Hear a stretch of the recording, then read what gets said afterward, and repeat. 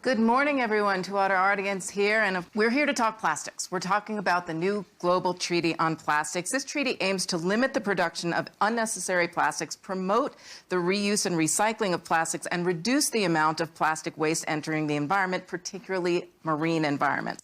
The treaty pushes a circular economy, that is, keep plastic in use as long as possible, recycle it to reduce waste. And then, of course, there is the sustainable consumption and production with a focus on minimizing risk to human health and the environment. International cooperation and collaboration is key. So where are we now? Well, we have Secretary Alicia Bárcena Ibarra, Secretary of Environment and Natural Resources for Mexico. Well, first of all, we believe that we have to have a life cycle approach.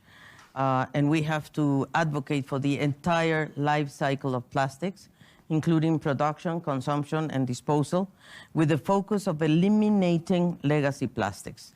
That's number one. Number two, we want legally binding obligations. And I know this is a red line for some countries, but not for us. We want binding global commitments to phase out harmful plastics and chemicals. And thirdly, we want human rights and equity, and that's why transparency is of an essence, precisely because we want to prioritize vulnerable groups that are exposed to plastics, and particularly because 58 to 62% of plastics go directly to landfills. And there is where many people are being exposed to these type of materials. And of course, fourth, financial mechanisms. We want robust financial structures, including technology transfer and so forth. We have key 2 points for the INC 5.2, the next INC, which is going to be the continuation of Busan. We want an agreement of global bans and phase out of harmful plastics and associated chemicals. I think this is a point that we need to emphasize. And secondly, binding product design standards to enable circular economy. And here, Mexico is willing to make very serious commitments. We have a commitment with the industry. We have more or less 80 companies already that are the 53% of the plastic producers that are already into the circular economy. I think that the PET company, the PET plant, the largest PET plant existing in the world, I think in the developing world at least, is in Mexico. And we are working very closely with companies. You know, Unilever is one of them, indeed, and Coca-Cola and PepsiCo and all the plastic producers are joining us. And we are all for circular economy legislation. Let me stop there. We need a treaty. That's what we need. Because if we don't have clear rules, then we don't have clear signs for the private sector. And I think that, at least in Mexico, we are demonstrating that when you have clear rules, yes, then the private sector comes in.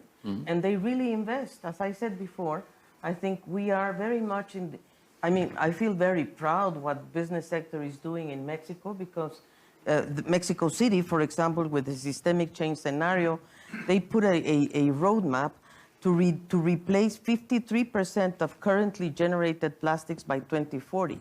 So that's the regulatory, that's the rules, let's put it that way. That's where we want to go. And we're going to provide all the incentives possible for the companies to come in and join. What's the risk I see is that the virgin materials are cheaper. The problem is, I think we need to move faster. That's my you see what I mean? No, I'm really talking about the issue of, I think industry is ready. I think probably industry is more ready. I think, at least in the case of my country, I see industries really pushing for innovation, for technology, for so forth. So we, the governments, have to move also in terms of the regulatory frameworks, the circular economy, for example, legislation. We have to put it together.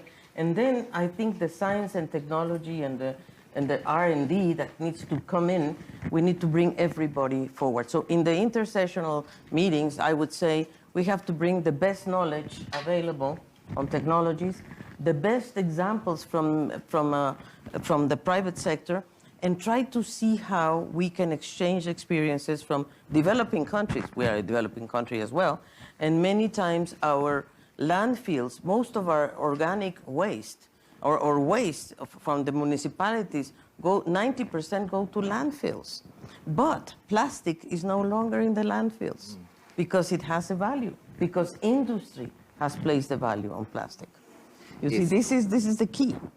Industry. You see.